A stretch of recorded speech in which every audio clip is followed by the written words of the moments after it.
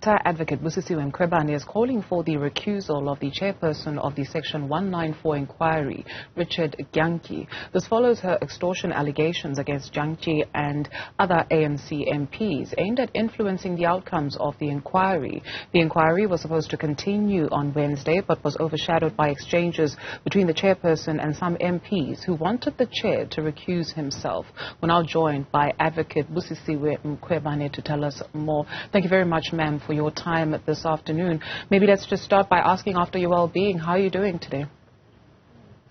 I'm doing well and highly favored by God. I am fine under the circumstances. Sure. And let's speak about those circumstances, because we saw a rather heated sitting yesterday of the Section 194 inquiry. At the heart of it, you are calling on Richard Gyanki to, at least on a matter of conscience, just remove himself from the proceedings. Why? You know, you cannot have a situation where somebody who has been trying to extort, bribe from your husband, again coming back to adjudicate on the matter.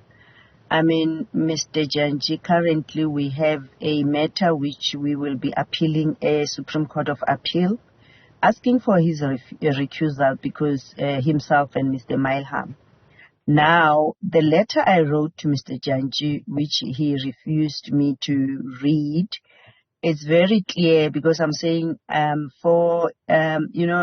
him just recuse himself, because a criminal case has been opened. It's no longer rumor or thumb sucking, as some of the members are saying.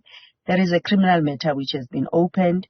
There is a complaint which has been lodged with the Ethics Committee. After the speaker indicated that she cannot meet with me, I must just lodge a complaint there. I've lodged a complaint. Yesterday, my attorneys, private attorneys, have received acknowledgement of receipt against the three members, unfortunately, with the departing or the late Miss Tina Joemat-Pettersson. So it's now against two members, Ms. Majodina and Mr. Gyanki. And then also there's a complaint I lodged against the Speaker as the head of the legislature, who also, I mean, if we met, we discussed the matter, yes, we would have resolved this matter otherwise. But then she decided as well to just distance herself on this matter. And so Mr. Gyanki, I said, under the circumstances, he should voluntarily recuse himself. Failing the above, I said I will instruct my attorneys to move an application for recusal. But I think you've heard that he is refusing to recuse himself voluntarily, and definitely tomorrow I'm asked to respond by, or to indicate with the letter by 12 or 1 o'clock.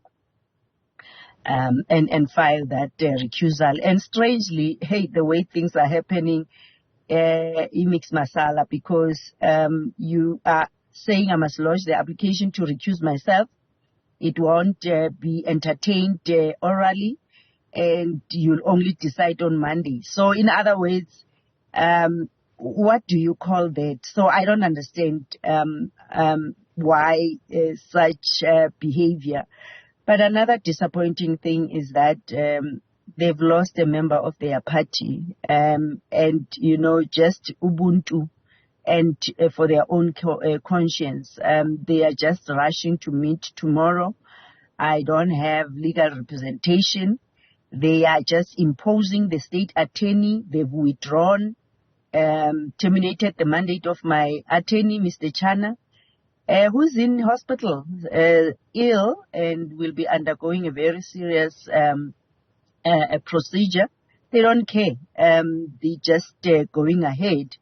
And I said in that paragraph 28, which they were saying, no, I said as the attorneys who can brief counsel of my choice. The Concord was very clear. Legal representation, full legal representation of my choice. Now the state attorney is taking over the matter. Their SG or Solicitor General indicated that they are conflicted. Now they are running with the matter on top of that conflict. And I haven't been told that they are withdrawing. Even the Public Protector South Africa, the CEO, they just withdraw my attorney. They don't come back to me and say, now we've decided as follows. Do you need, there's a list of attorneys on our panel. Which other one are you choosing? Now you use the state attorney. So it's just very... Advocate Mkhwebane, I think it was the Sunday Times, in fact on Sunday, that first published that story, and they shared some of the screen grabs. In fact, Utadobantu Holomisa, who was or is a member of this committee as well, yesterday he posted on his Twitter page some of those WhatsApp exchanges. If you could just tell us where this all started and how it came to be that your husband was contacted, what he was asked to do, and how much was being asked so that the case can go away. The case, that's why that I will address a lot of things in details. After the hearings tomorrow, I will be issuing a media alert. I will be having a full media briefing where I will be taking the public through everything. I will also then be availing the recordings, because now the allegations are, WhatsApp can be hacked and all those. But all the evidence is there, and the police are having all the information which I'm dealing with now. And in the ethics committee, they also have the WhatsApp messages. They will also be supplied with the recording. But what is transpiring is that I never brought this upon myself, that they could send the late Miss Joemat, may her soul rest in peace, to come and request for money to make this matter to go away. So, the late approached my husband and contacted him and requested to meet with him at a certain place, and that's where all the communication then is recorded, and I will take the public through all that information. I appreciate that, but I do wonder if this exchange or if this WhatsApp message on Bantu Olomisa's Twitter page is anything to go by. She mentions that the late Tina Joemat-Pettersson mentions that how must she get them if they have conditions. Are you at liberty to tell us who them are and what conditions they were putting forward? It's the two, Miss Majodina and Mr. Janji. Those are the people she was referring to. So she is the one who wrote those, and she was saying, my husband must bring money. They were at this Lekotla, and they will only meet with him if indeed he's having the money with him. When we take a look at what you said a little bit earlier on in terms of the speaker not being able to meet with you, in fact, we spoke to her this morning on the channel. This is what she told my colleague Olim Gambi a little bit earlier on. Let's take a look, listen. Yes, I am a presiding officer. I am a speaker of the National Assembly. However, I do not have the powers to go into the workings of committees. I only intervene when the committee brings a matter to my attention through the chair of the committees, Honorable Frolik. So even this, I've heard the allegation. I've directed that it be taken to the appropriate forum where this allegation should be investigated. In the absence of a meeting, a personal meeting, does this go some way to satisfy you at least? She responded to the letter, and she said, no, she can't meet with me. I must lodge a complaint with the ethics committee. But my gripe with her is that in the letter where I responded, I indicated that I'm very disappointed, yes, as the head of the legislature, to indicate like that. Secondly, she's the one who availed the letter and exposed the letter to the media. And I've heard in some articles where it said that I must refrain from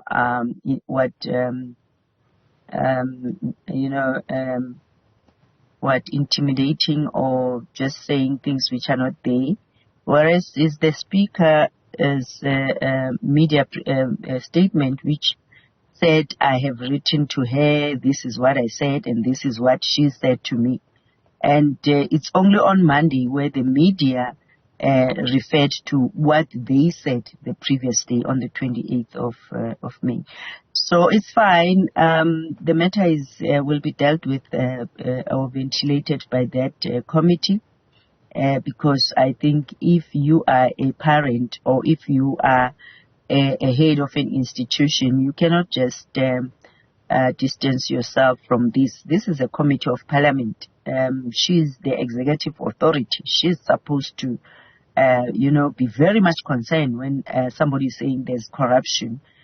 You cannot just keep quiet and just say, no, a person must go to this institution. If you are serious about dealing with corruption, you will jump and say, can we meet? What is happening? That's the kind of leadership I think the country needs. Not people who will just be delegating where it's not even necessary to delegate. Your term comes to an end in October, and so this process, and it's not just about the final report, that will have a direct impact on your image, your reputation, and your person.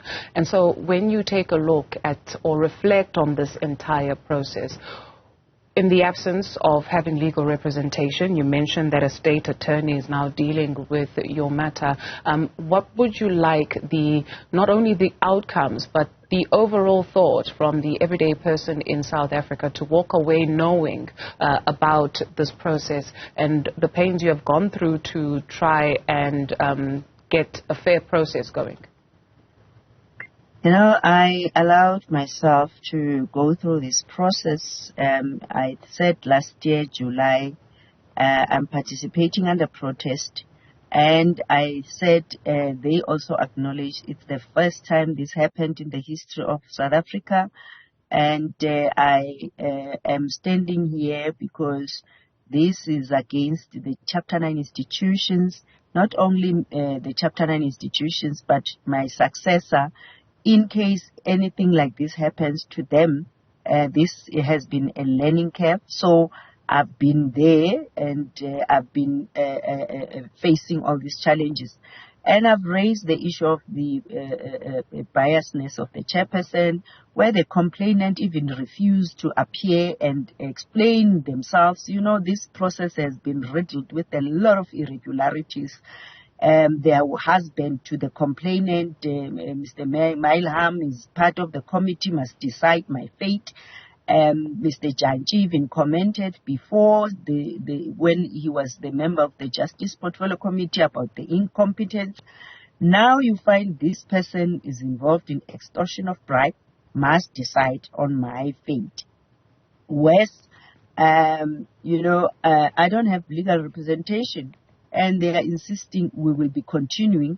And I said in my letter as well, what the late Miss Tina said, that this is what they are trying now to circumvent the process because Janji failed to deliver on time.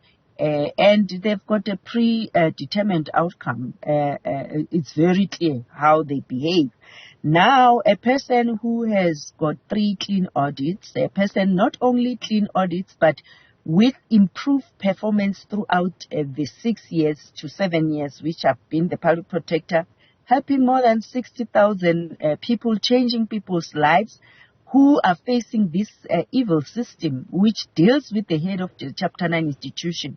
Therefore, if you find a system like this, what about the poor and the marginalized, where the state will just go even to court to litigate on things which are affecting the poor and the marginalized? I'm facing this hearing because of only 4 cases, and those 4 cases are involving the executive, and the legislature is supposed to hold the executive to account, but they're in cahoots with the executive. just to deal with the head of a Chapter 9 institution. So I would hear tomorrow what's going to transpire, because remember, the legal representation of my choice should be appearing tomorrow. And not to say they are sitting, waiting for a briefing, and there should be a preparation. There should be, they've got other matters they are dealing with. So we will see what's going to happen. And even the very same state attorney, I think they'll have to account, because they are officers of the court. Where have they seen something like this? The Solicitor General said, I'm conflicted, and then all of a sudden they terminate the mandate of my attorney, and then all of a sudden they are the ones who would want to brief a counsel. It's just mengelmoes. I don't know. But all I can say is that I've served South Africans.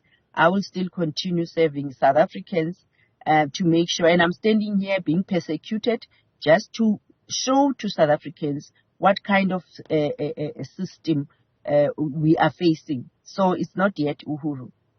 Advocate Busisiwe Mkhwebane, thank you very much, ma'am, for your time this afternoon.